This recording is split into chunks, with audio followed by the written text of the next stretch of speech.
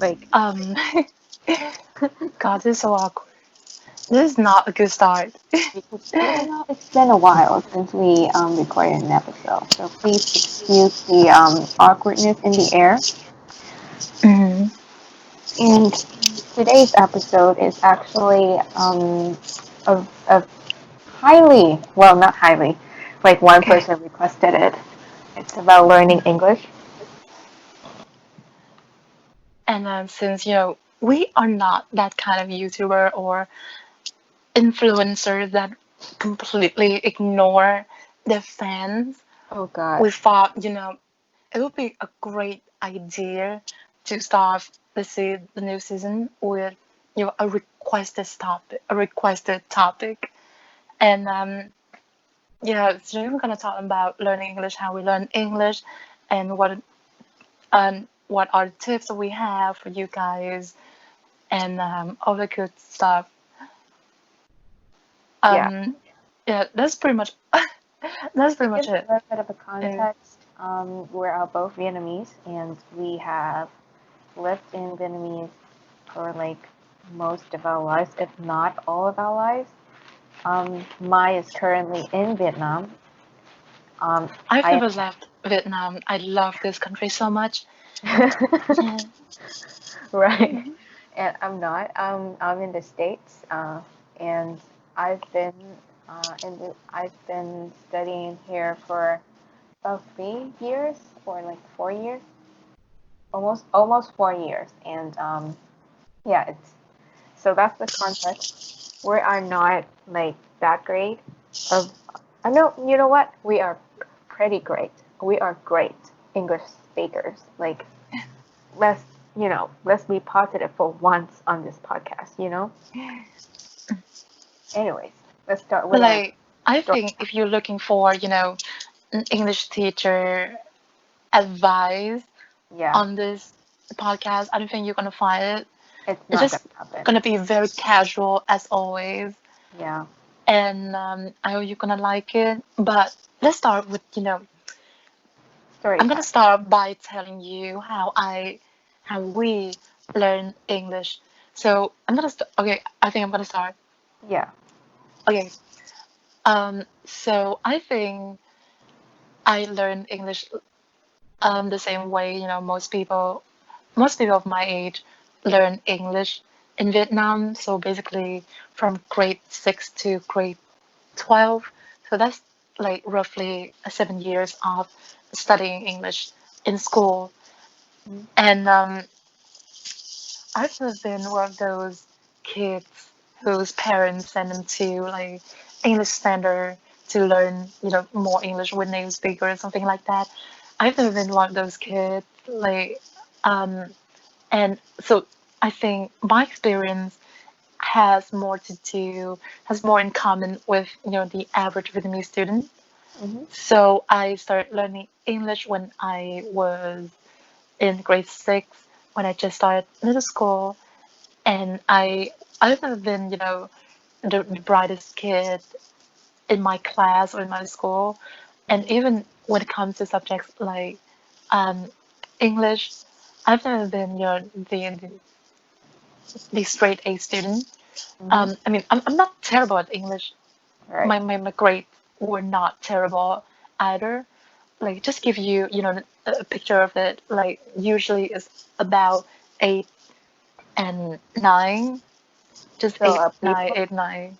Yeah, so like a B plus, yeah, A B minus, things minus. like that. Yeah. Always around, that range. Mhm. And so I'm not terrible. I don't think I'm terrible at English, but I could never, point to my grades and say, look, like I'm amazing at this, because Mhm. clearly I'm not. And Right. I think, um, after, I think, after almost 10 years of learning English, Mhm. um, I can finally feel comfortable in saying that I have reached, a certain level of English that I'm, satisfied with. I Yeah. think my English is it's not like amazing, but it's pretty good. Like I can understand things, I can, read, I can write, I Right. can speak a little bit, and people would not say that, oh, your English is terrible, thing like that to me. And so Mm-hmm. I think that's satisfactory. Right. Um, and what else? I think I really started to learn English when I was in the last year of middle school. So that's grade Nursery. 9, right? Yeah. So I that was when I start to um, watch more series. Um, and most of them are American series. So Right. Glee, or I also like watch Avatar: The Last Airbender, which is an amazing show. Um, and that was like my first contact, my like real contact with the language. Before that, prior to that, I think I mostly learned English from class, from my English class in school, Mm-hmm. and I cannot say that it was super great. I think um, a lot of things that they taught me in school were, were helpful, but um, It's not the best. Yeah. for the most part, like it could have been better. Like it could have improved. Like Yeah. Definitely. and in high school, I think I spend most of my time just a lot of time on YouTube, and that's where I learn most of my English. So YouTube is the person or the place I really have to think, Yeah. um, Right. because I learn like most of my English on YouTube Right. just by watching like really dumb videos that Mm-hmm. have nothing to do with where I'm studying at the moment. Yeah. Um, And for some reason, after years of listening and watching YouTube videos, I have acquired a pretty good level of English. That's pretty much all I can say. Mm-hmm. Because I've never been one of those kids who are like super focused on tests either, because I know like in Vietnam the IELTS test or the TOEFL test were are like no, they still are like they still They're are the like pretty same. big deal. Yeah. Yeah, they still really pretty big deal, and a lot of my classmates were like really focused on that, and um they really aim for it, Yeah. and I can never relate to that because for me that's just like the weirdest thing ever. Like whenever I slip through, um, the textbook of my friends who like studying for those tests, Mm-hmm. it just feels so alien to me. Like what is this? Like Right. why are we You feel doing like you this? don't even Like know. it doesn't seem. Yeah, I feel like I don't. This is not even English. Well, not to that point, but like it's just kind of ridiculous to me that this exercise, like what, like English just like for me, it's just a language. It's not a subject. It's just a language, and I Right. speak it because I can. I speak it because I can, and because I can express myself in it, and Yeah. I can communicate with more people, and I can understand more. I can get more information and materials out of it, um, and that's pretty much what English represents to me. Mm-hmm. And I've never seen English. Well, I maybe like when I was really Yeah. young, yeah, maybe when I was like in middle school, I definitely have seen it as a subject, but I think for a very long time I have stopped seeing it that way. Mm-hmm. It's now it's just a language to me, and Right. yeah, that's pretty much my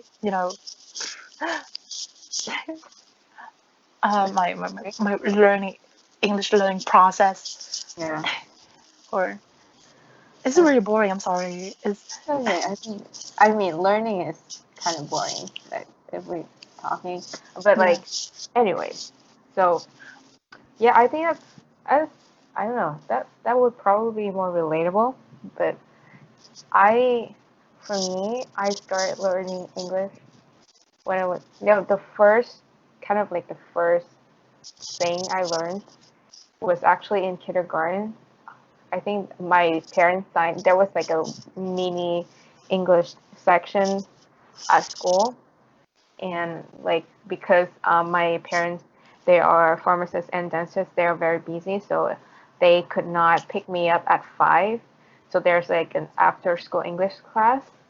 Um, so they just put me in the class so that I wouldn't just run around and disappear. That's so So convenient. yeah, so like they that's just the easier option for them. So yeah, I started when I was like 4 or 5, I think. But like it wasn't it wasn't like school. It was just like a fun class. It was I actually really liked it. It was really fun because there were like pictures. Like I remember the teacher was very cheerful, and like as a kid you like things like that. You like people who are supportive. I mean, not just as a kid, like as an adult or like teenager, you like supportive people. Anyways, so so I started at 5, and I think I went to my parents actually invested in me and sent me to English Academy, which honestly though I did not study like diligently. I was just there to have fun. So sorry, mom and dad, you probably wasted your money on me. I'm so sorry, but I think I went to English academies very soon, like first or second grade. And yeah, like then I, unlike or the people who didn't have the opportunity to, I actually got to study with like native speakers, and yeah, I got a chance to speak more and Mm-hmm. interact with like more native speakers. So naturally, I don't. I think I speak English like a bit better, quote unquote, like kinda, but not really because I didn't really study like Uh-huh. better than the other kids in school. And then yeah, it just keeps going. I think I stopped and at one point like 7th or 8th grade, um my parents wanted me to take the IELTS, and yeah, I actually took IELTS classes, and it was not for me. I think it was so stressful, and like I didn't get the point of it, and I didn't do well in the classes consistently. So yeah, from 8th grade I just stopped going to English Academy, and my mom was so worried. Eh, she was like, "Oh my God, your English is gonna get worse for me because you're not going to the academy." And I'm like, "Mom, that's not how language works. Like, I'm gonna be fine. Don't worry." And yeah, like at school, my grades were great. Actually, it has I I have always been like an A or like A minus or A plus. Like it has never been a B for me with English, and because like I get to go to English Academy, so of course I have a little bit of an edge compared to everybody else. And then 10th grade, after 10th grade, I went to the US, and at that point, my English was already pretty good. Like I didn't really have an accent, and I can communicate pretty well. And like I didn't really have that kind of like shock when I first came. Like a lot of people have like I don't know, like the drastic change in the environment, and they kind of get a little bit of a shock. So it's harder for them to like speak fluently. I don't know, but I didn't really Mm-hmm. have that kind of shock, probably because I was watching so much YouTube video at that point. So you obviously have seen a pattern here with both of us. And yeah, and then I actually took pretty much all of the tests, that the standardized English tests that you have out there, like IELTS, TOEFL, and then I took the SAT, and my grades were awesome, like awesome. And Are I you bragging right now? no, This is no, not like no, a bragging podcast. I'm so making a sorry. point. No, here's my point. My grades were great, but it wasn't because I, study for the sake of the test. Like I didn't study like the method and the tricks to get good grades. I just study English as the language, like how to communicate, how to write essays at school, and like, and like I just listen to people talk every day, so I get used to that, and my listening skills get better, my speaking skill gets better, my grammar just get better because I use the language more. So Mm-hmm. that I think that is the reason why my grades were great, not because I like diligently focus on the test, because I did that before and it didn't work for me. It feels so distant, like the act of learning um, for the test was so distant from learning the language. So it was hard Mm-hmm. for me to kind of like relate those two things together and make it work for me. I don't know. Maybe if somebody else make it work, I mean, a lot of people make that work, but it didn't work for me. So, yeah, that was the journey. Like nothing special. I am just a very privileged kid who got my parents invested in me, and I study abroad. So it's not that great. I'm not a genius or anything. It's just, yeah, that's it. Let's move on to the tips that we have. Okay. Well, again, first of all, YouTube. It's like I the think YouTube is like the most like magical place on the internet. Like if you want to learn about, I know whatever, you just type it on yeah. YouTube Like if and you want to watch like just like cooking videos, find the ones that are like in English. I don't know, like just if you want to learn English, then just find the ones that are English. And then I feel like with YouTube, you actually get to see how people really talk, like in real life, right, because it's just so different from the books and even like the listening thing. I don't know, like the CDs as at school, like it's oh, just those so. are the worst. Oh my god, those are the worst. It's so cringy. Just no. I, YouTube is the way. right. So like if you really want to, improve your listening skills, I think YouTube is your friend now. Right. And try not to think of it as, a short-term project. Try to think of it as, a very long-term project Right. because it took us, a very long time to reach a certain level of English that we are comfortable with. Yeah. And, it took me, I think, at least, I would say 7 years to Hmm. finally be comfortable with my English. I think um, at the end of my high school years, Hmm. um, I was not very secure about my English. I was a Yeah. You little did bit like, very well on the what's kind of test. weird. And but like I did quite well on the test. Yeah. So just on the That how do you boosted call that, the đại học test? What is that? The the the entrance university test. like entrance. Yeah, Yeah. the entrance test. Yeah. And I I don't know. So I think in comparison with the majority of Vietnamese students, I think my English is quite good Yeah. because I have the test results. I think it says something. Hmm. It doesn't it does not dictate everything, but it says some things. It's telling me that my English is not terrible. Okay, Right. and I mean, and I even at a point I was not very comfortable with my English. hmm So it's definitely something, that is more than just, a few months. Like, it takes years to finally be able to communicate, comfortably in a right. language. And Right. so really just take your time. And if you expect it to be, like a 1 month thing, I'm sorry, it's not gonna work. I don't think it's gonna work. It's gonna take so much more time in that.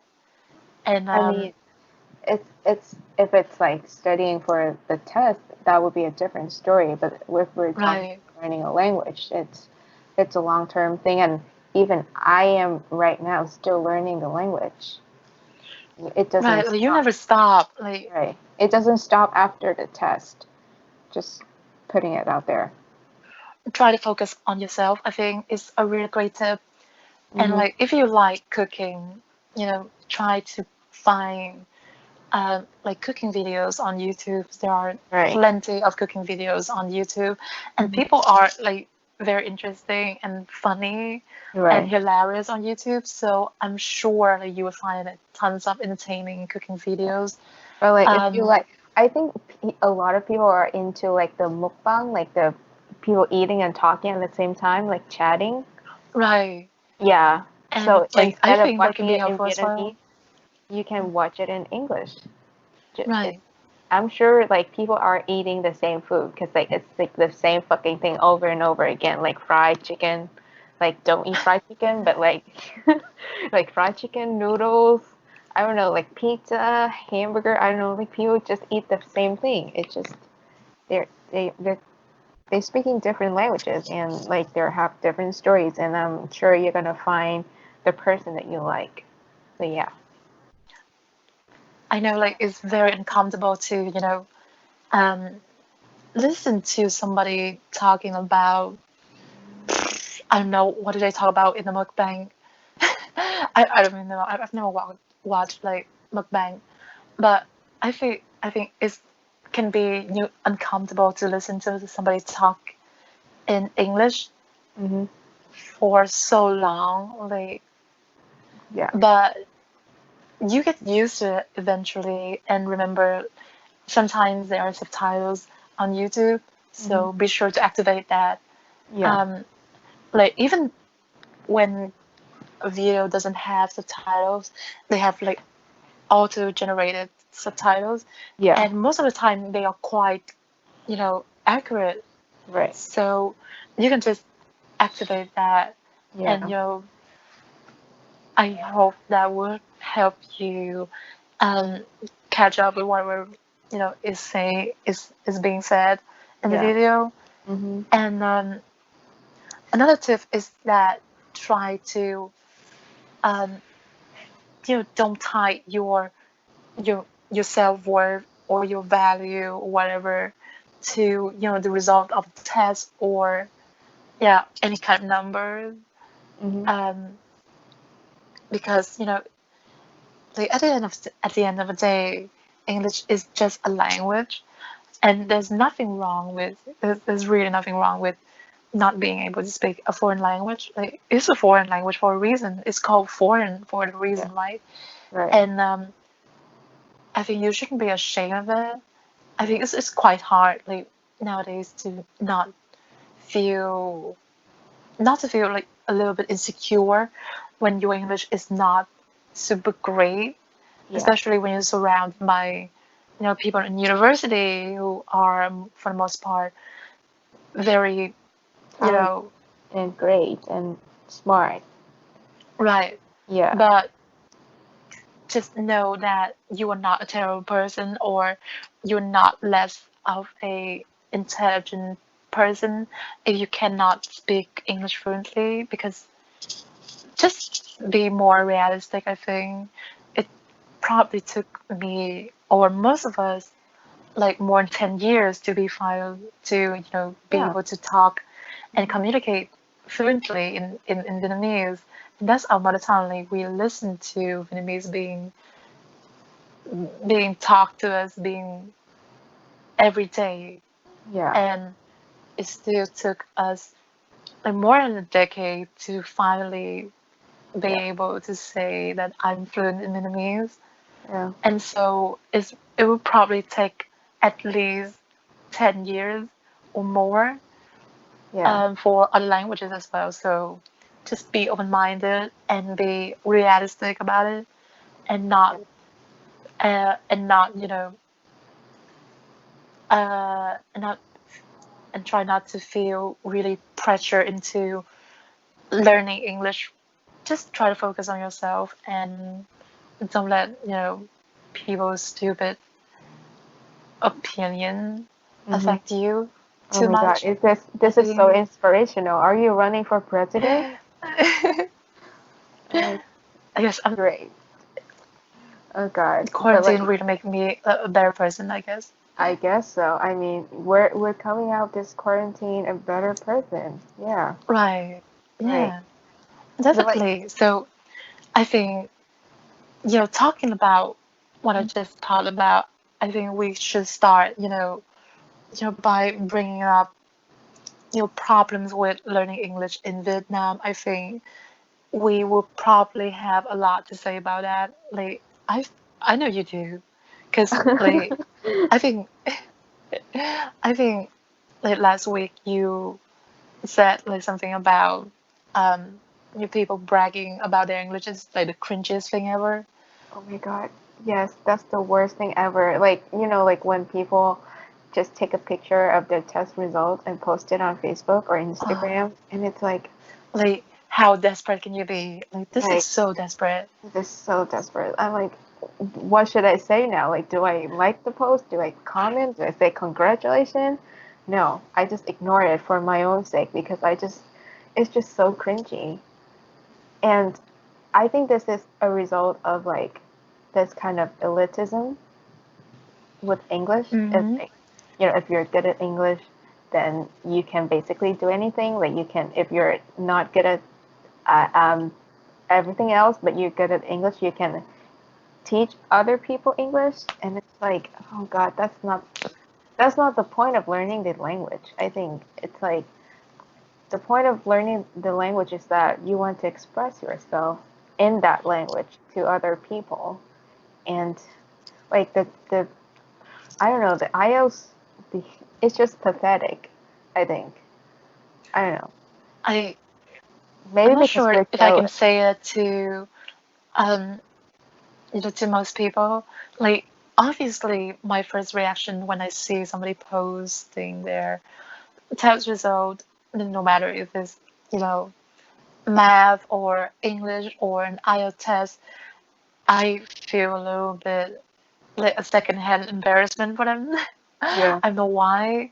right. And then there's just a little bit of Yeah. cringiness to us, Hmm. to this whole, it's not like bragging. Obviously, they're allowed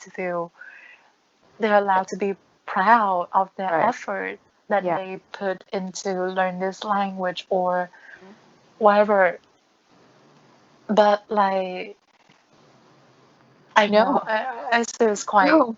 it's quite weird to do that, and you know, it just remind me the fact. I think the reason why it is so cringy to me is that it reminds me of how, capitalist, our society is. Like, doesn't really matter, who you are, just if you're good at something, and if that thing happens to be, the thing that can be exploited to Right. earn a lot of money, Yeah. then You will be you will celebrated. get a lot of praise. Yeah, you will get so much praise And from it, other people. Like yeah. we see that this all the time. Like when, like especially with like kids or like younger teenagers, Hmm. they're so proud of their English and they just brag about it. Like one thing, they are young and they like when we were They don't young, know. like yes, we really don't know much about what is sensitive and what is sensible and what is okay or good to say. So we just say whatever. So I give it that. But this is kind of reflects how adults view English. They kind of see it as a stand for their superiority. Like, oh, I can speak English, or my child can speak English.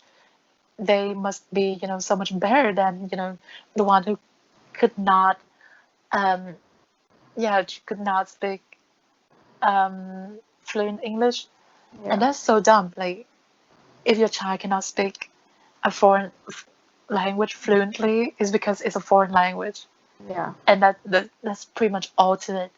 Yeah. And it doesn't really affect the how much you love or value your child. Yeah. And like again, like people can be proud of that, but I don't think this is a matter of pride anymore. The way that people treat English is kind of like it's kind of like people are worshiping, this language. Like, oh my God, this is a language of prestige. It's Like, just overrated. I think it's like I feel like I mean like and most of the time, those people or those kids are not even like that good at English, and oh that's like the most ridiculous thing. oh god. And like for me, like a person is good or is fluent in a language when they can express what they feel in that language. If you feel sad and you can express, your feeling and try to make people understand you in that language, Hmm. I think I can. I think you're already very good at that language. Yeah.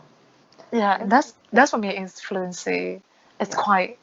It's not very strict as definition. It's quite broad, Right. but I think it's a better definition of fluency than what most people hold.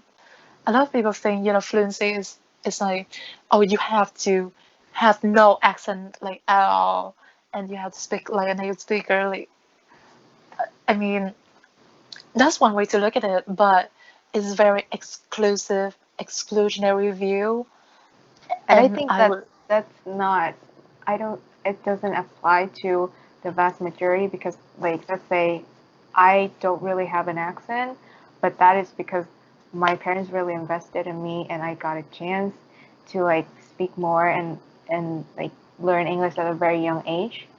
But like most people don't have the money to do that and they got to learn English like later in their life and like obviously they're going to have an accent, but that's fine. But just I feel like with our friends actually a lot of them are insecure um of of their English mostly because of their accent, not like their I think their right, grammar and like their listening or writing skills are yeah, probably writing skills fine, is probably fine. But just but speaking, people feel very insecure because like when they're speaking, they're kind of like exposing themselves to more mistakes because it's they don't mhm, really got the time and the space, the mind space to think about the grammar or how they should pronounce the word. So yeah, it's more prone to mistakes, and that's fine because you know what? Native speakers make mistakes all the time. They make mistakes all the time, and that's fine. And like, yeah, just this kind of like perfectionism is really making people kind of scared away from practicing the language in real life. yeah, like this obsession with accent is so hard for me to look at. Mm-hmm. I don't know. I feel like it's not even a matter of pride or fluency anymore. It's just about people being obsessed with having a native quote unquote accent. And people Yeah. are so obsessed with it. And it's annoying. Like it's fine. Like it's so weird for me because a lot of Vietnamese people are, even ashamed of the accent. And they're Yeah. like so Wow. ashamed of the accent. It's not even insecure anymore. It's like ashamed. Yeah. And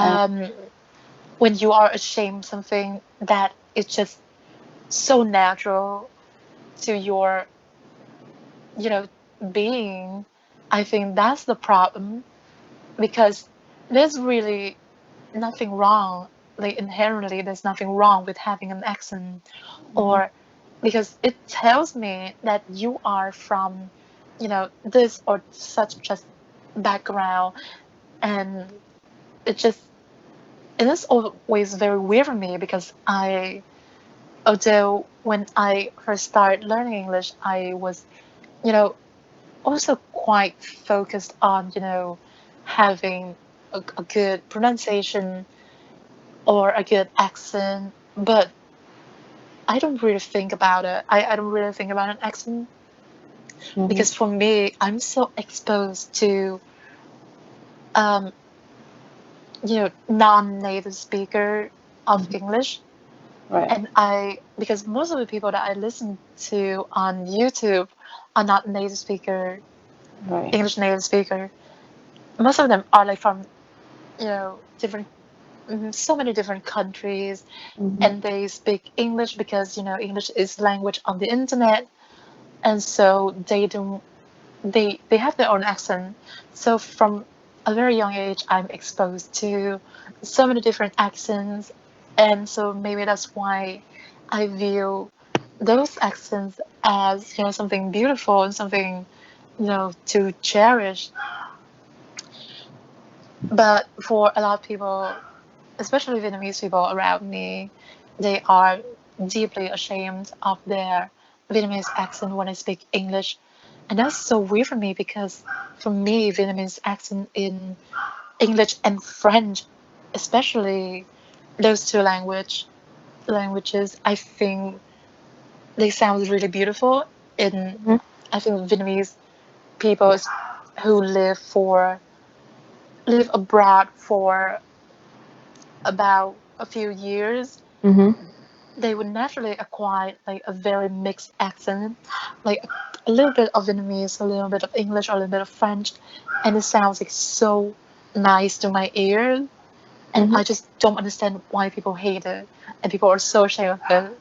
But like to my ears, it sounds so natural and it sounds so cute. Basically, I think it sounds very cute. Yeah. But for a lot of people, they are very ashamed of that. And Yeah.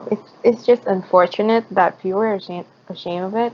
I think, yeah, with speaking, I it's think it can be kind of linked to trace back to racism because when you look at the word and you look at all the accents, yeah, you know the and you notice something, the accents that are most preferred and liked are also the accent from the countries that are most, you know mostly white people, white. Yeah, like like you think German, about like French Italian. accent, you think of about Italian accent, all this so charming, but Yeah.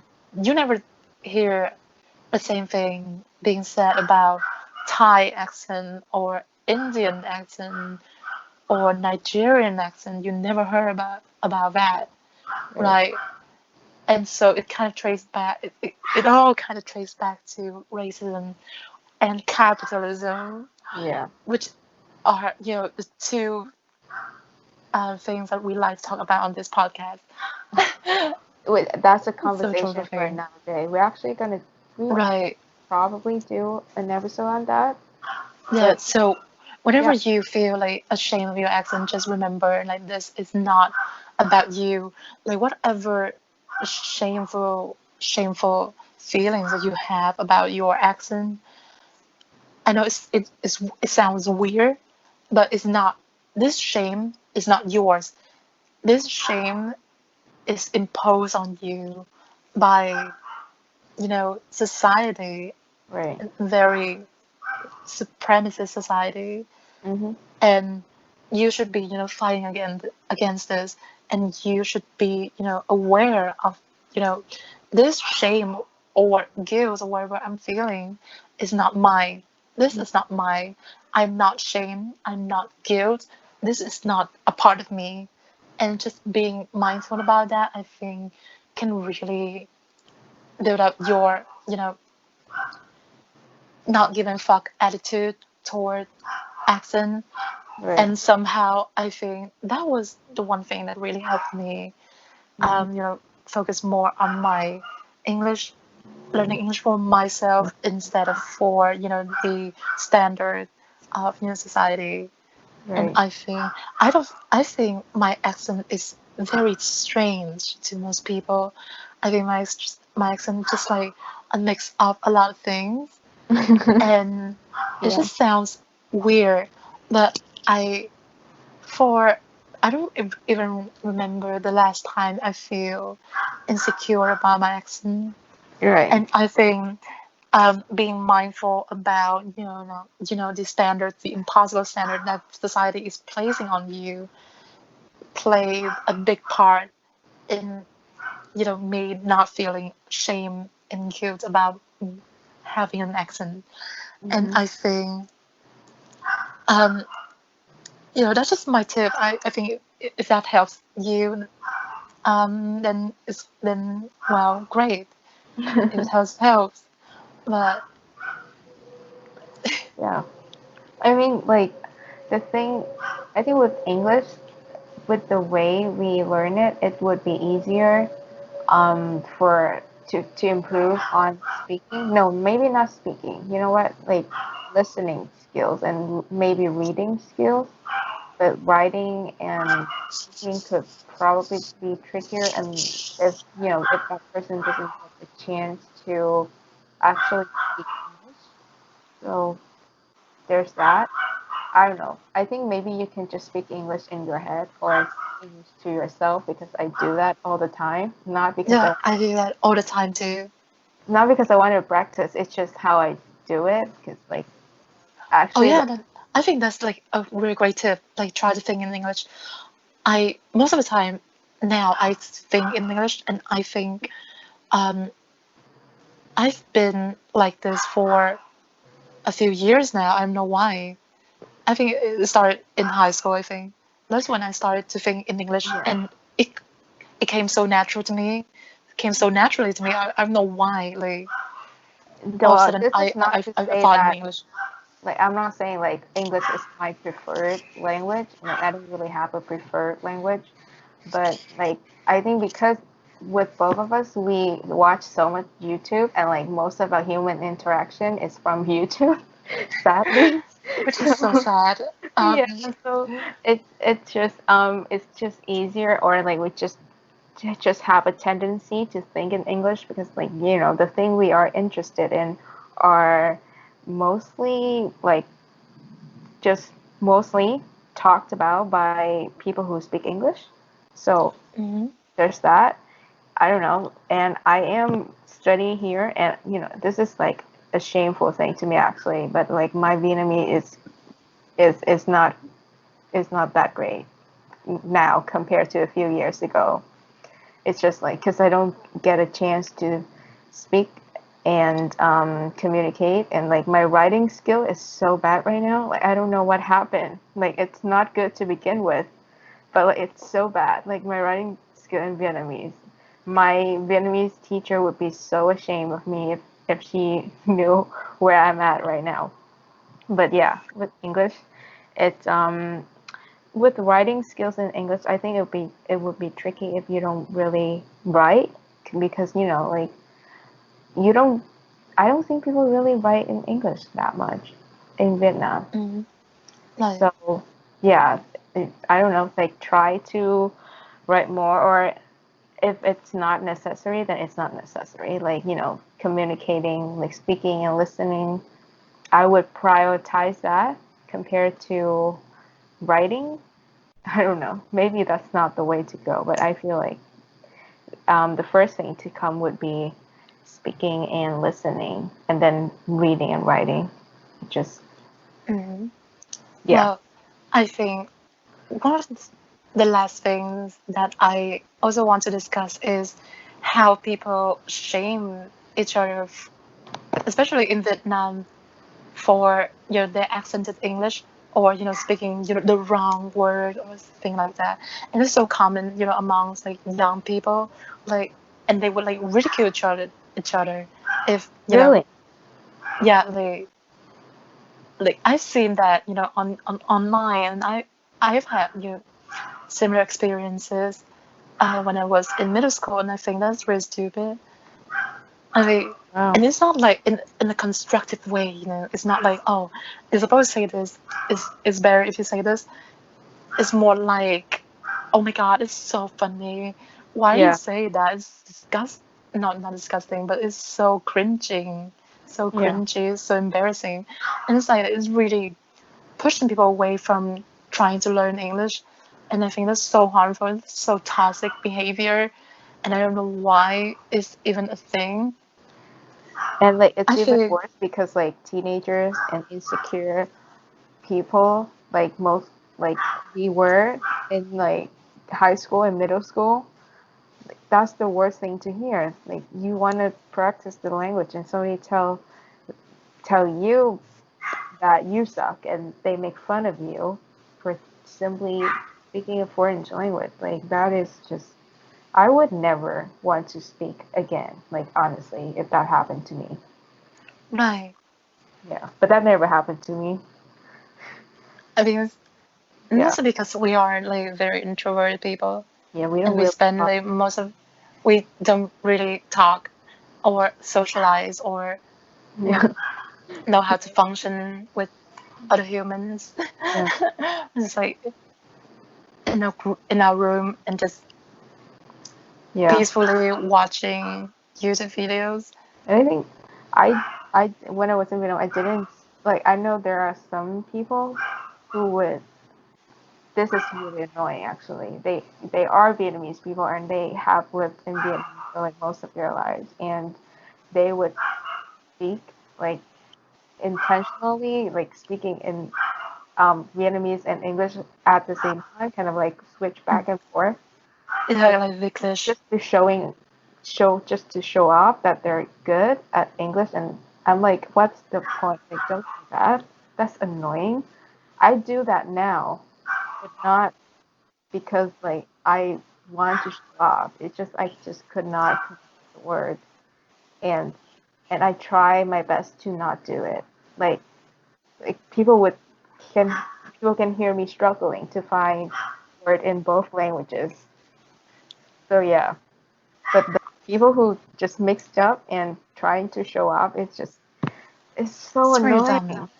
and Yeah. it's so just so real to look back Yeah. to when you were in high school or middle school and see how you really tied your self-worth to tests and validation from teachers and people around you, and it's so I think it's very toxic to be so obsessed with numbers and tests Hmm. in school, things like that. I think that's a reason why they mark your test, but it's really not for you to compare yourself with others or to brag about it. Yeah. I mean, And the test probably means something. You know, if you get a two, then that means you could probably improve more. Like there's more room to improve. But if you get a nine and like a nine and a ten, there's not much of a difference. right, Yeah. So like, why? people are so hung up on being good at English because that's like for them, for a lot of people, that's the one thing that they are able to present to people and say, hey, this is my self-worth, I'm Yeah. worth something now. Like That for a is lot of people just it's sad. really sad, but for a lot of people it's like that.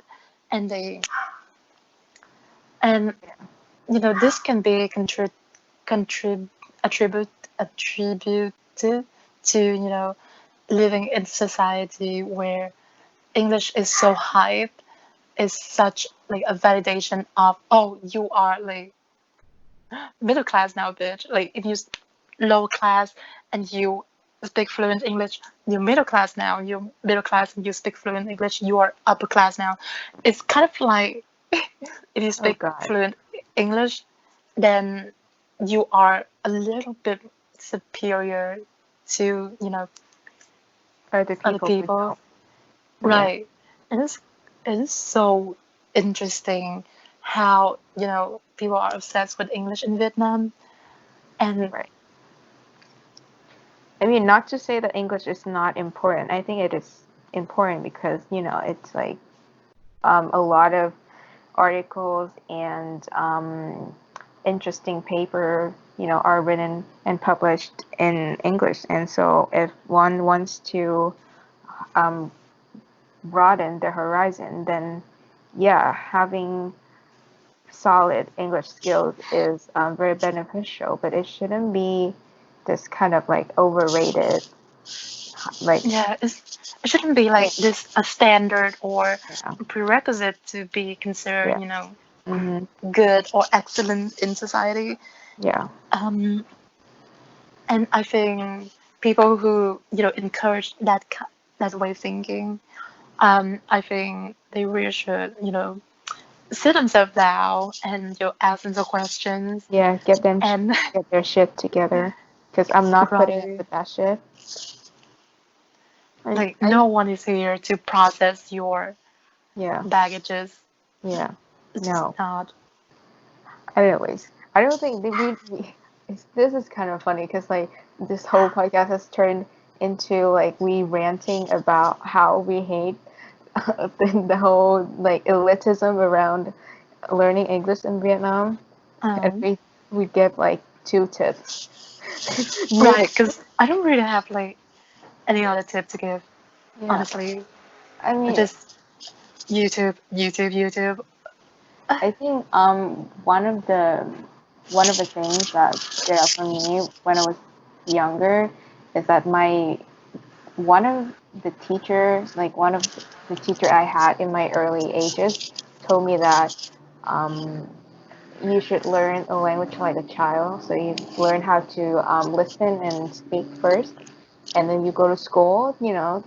Just like how we did. Like we learn to listen and speak first, and then we go to school. We learn how to read and write, and that is the most natural way to learn a language. So I feel like with how we were taught at school, like a lot of the time it's like we learn how to write and read first, and then we learn how to speak and listen. So that's why a lot of people struggle with speaking and listening, like at school. Like how they have like a card and they have a picture of a car, and there's the word car underneath.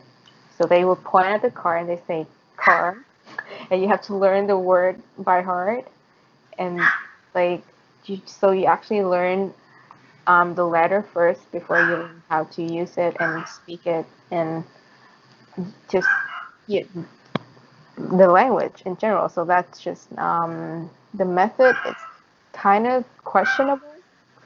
That's why people struggle. So yeah. Well, I'm not like an English teacher, so I cannot really comment on, which method you know, is better. But as a student, I can firmly say that, most of the method that people told me to do in school, Mm-hmm. they don't really work. They don't really work. Like I never really had to sit myself down and like write like 5 new words every day, things like that. Like Mm-hmm. that's just so crazy to me. It's just like not even like I'm sure not no one does that. I'm sure no one. Well, maybe some people do. I don't know. Not me. But I from know. what I could observe, most people who manage to acquire a good level of English, most of them didn't do that. I think most of them just expose themselves to English and learn, naturally, Mm-hmm. like a child, I guess. And Yeah. I think you should try that. Like it is. It sounds kind of cliche, Mm-hmm. and it sounds like it doesn't work. It sounds like it wouldn't work, but it does. And um, just try to surround yourself in English. So like, um, listen to songs in English or read like some articles, like very short articles in English, and watch YouTube videos in English. I think just try to do that every day. I think that could really, in the long term, Yeah, I help with your English. yeah. I mean, at one point you don't even need to try. Like us, we don't try. We want that stuff. Like it's just in the recommendation, I think. Right, You don't need to try to YouTube because I'm sure a lot of you have already spent too much time on YouTube on stupid stuff. But now you can spend time on stupid stuff on YouTube in but in English. English, Yeah, which is basically the same thing. the same But thing. You get to like I remember, like in high school, I used to watch Miranda sings, and those videos were like the most ridiculous thing ever. But she spoke English, hmm and it's just fun. I don't know. It was fun for me. Well, it's kind of cringy for me to look back and at those videos, but if it helps, it helps. And just don't try to be cool, okay? Just don't try too hard. Like for most of the time, you try too hard to Yeah. sounds cool, things like that. It doesn't work. But just do whatever feel natural to you. Try to be authentic. Like it's hmm the same, method that I use for every language that I learn. hmm I don't try to sound like a native speaker. Like, because I learned like I tried to learn so many languages hmm that at one point I just completely gave up the idea of trying to sound as close as native speakers as possible. Yeah. Just like whatever, I'm just gonna open my mouth and let words come out of it. If you Yeah. understand, if you understand, you understand. If you don't, you don't. Yeah. Um, that's pretty much it. Okay, I think um we can conclude this episode right here because I don't think we have much to say anymore. Yeah. I mean, It's, it's, we have I'm so sorry. Like vented I've been very about. down this week, so that's I why I'm so know. boring right now. Me That's why. too. I mean, but like we've ranted about this for like a solid hour, like almost. So I think we have had said enough already. So yeah, we're probably gonna Okay. end this here and now. Thank you. Bye. Wait. Bye.